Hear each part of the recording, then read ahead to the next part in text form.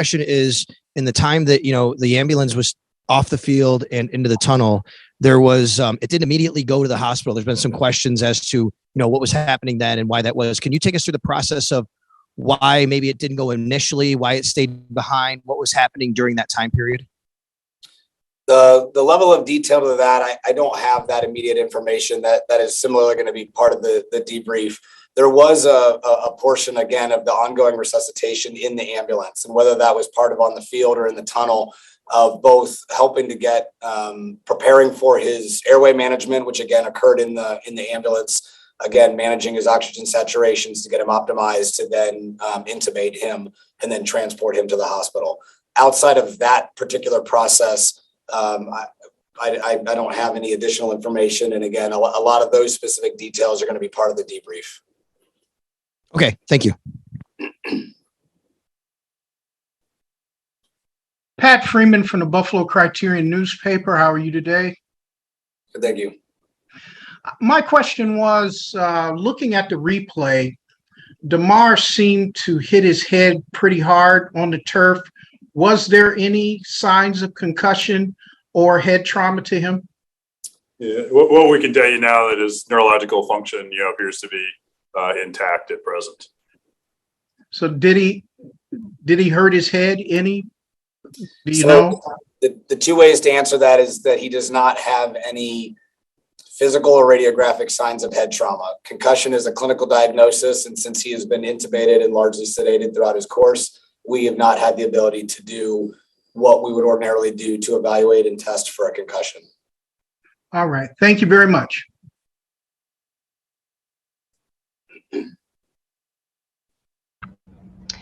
Hi, doctors. This is Dr. Tara Narula from CNN, also a cardiologist. So my question is similar to the one that Dr. LaPook asked. I know you mentioned you couldn't talk about the echo, but is there any sense of what his ejection fraction is now, what the pumping capacity is? Did he drop his heart function? Is it back to normal? Number one, and has he been seen by any of the electrophysiologists to look for any underlying arrhythmic causes, genetic causes of his event as well? That's the first question. Second question is, did he undergo a hypothermia protocol? And third is, we had heard he was prone. Is that because there was a question of ARDS or aspiration at some point? The first question, again, we're not going to speak to some of the specifics of his tests in deference to his privacy as part of those specific details. As to the second one, yes, he did undergo the targeted temperature management protocol here at UC. And then the third question.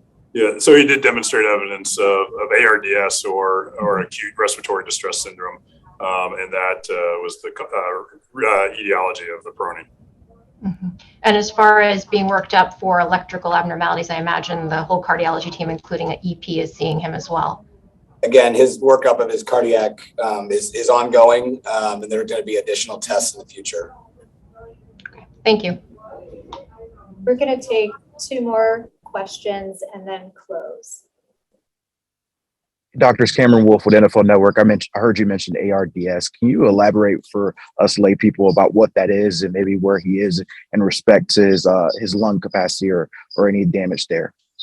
Yeah, that's a great question. So that's an acute inflammatory response that occurs in the lungs after a wide variety of events, and it causes the lungs not to be able to exchange gases, and you can't breathe as well as normal. From the standpoint of long-term issues, that all remains to be seen. His lung function is improving, as was noted in the press yesterday, and we hope that it continues to improve. Thank you. And brief follow up there. I know you mentioned he's still in critical condition. Is there a process or what he needs to do to upgrade to stable condition?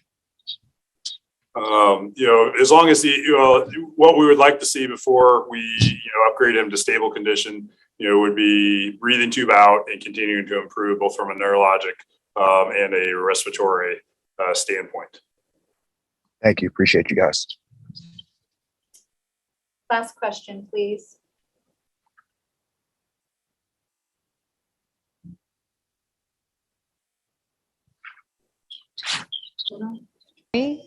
Yeah, can you hear me? Sorry about that. Appreciate the time. Just really quickly, I wanted to ask, I know there's obviously been so much going on, but Damar's toy fundraiser raising over $7 million. I didn't know, I know there's a lot, but if you were able to communicate kind of just the outpouring of support and what his charity has been able to raise in these last couple of days. We can tell you that that us, his parents, who again have been, close to him the entire time and are amazing parents. I can just tell you, we wish everybody had parents as wonderful as his parents are. And the Bills coaching staff have all communicated the outpouring of support from Cincinnati, from Buffalo, from across the country.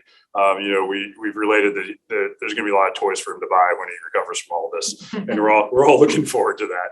But really the support, and his parents feel the support, the team feels the support, and everybody in the ICU and in the medical center feel the support. So we appreciate all that. Thank you, everyone. This is Kristen Weavers again, and Dr. Pritz and Dr. Knight, thank you so much for spending this almost hour with the media and with everyone who's expressed such interest in Damar's care and concern. I just want to reiterate that we want to thank the entire Damar Hamlin family and the Buffalo Bills for their incredible support of the entire care team at UC Health here in Cincinnati. We're honored to have him with us and to care for him. And thank you to the family and the Buffalo Bills for inviting Dr. Pritz and Dr. Knight to provide a current update on Damar's medical condition and provide you accurate information. So we leave it up to them to determine if we will do this again. It is not our decision. So we ask the media to understand that and respect the Damar's family's choices around this situation. So thank you again. We appreciate your interest and concern. And thank you to the nation who has provided such an outpouring of sincere gratitude and support, not only for Damar, his family, the Bills, the Bengals have been incredible in our community. So thank you very, very much.